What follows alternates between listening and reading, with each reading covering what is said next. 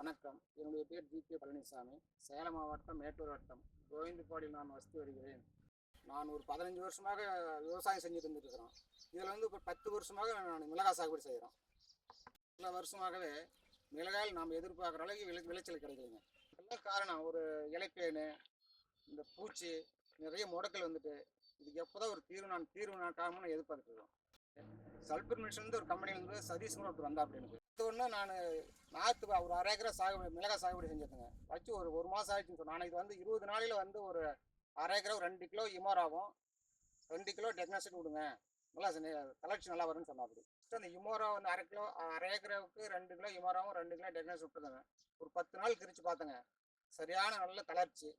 ஆனால் திருப்பி ஒரு 5 நாள் 15 நாள் இன்னொரு டைம் விடுன்னு சொன்னாப்படி. அதை விட்டதுனால ஒரு காய் எனக்கு ஒரு நல்ல தளர்ச்சி, நல்ல ஒரு இன்பம் நல்லா இருக்குங்க. 2 முறை யூஸ் பண்ணதாங்க, நல்ல சரியான தளர்ச்சி, சரியான பூ குஞ்சு எடுத்து ஒரு நல்ல ஒரு அறுப்பை ஃபஸ்ட்டு கட்டிங்கே வந்து ஃபஸ்ட்டு அறுக்கும்போது ஒரு காய்க்கு ஒரு செடிக்கு வந்து 70 to 75 காய் இருந்துச்சுங்க.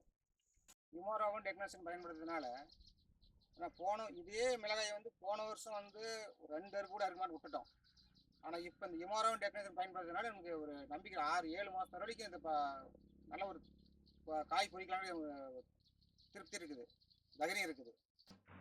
இந்த இமோராவும் டெக்னிஸ்ட் வந்து நான் எப்படி பயன்படுதுன்னு நினச்சிட்டு இருந்தோம். ஆனால் இந்த சொட்டு நீரில் ட்ரிப்பில் கரைச்சி விடுறது எவ்வளோ நம்மளுக்கு நிறைய வேலை வாங்காமல் ஈஸியாக இருக்குது.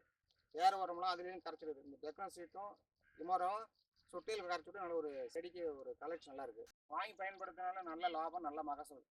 நம்ம விவசாயம் எல்லோரும் நம்பிக்கையாக வாங்கி பயன்படுத்தலாம். நன்றி, வணக்கம்.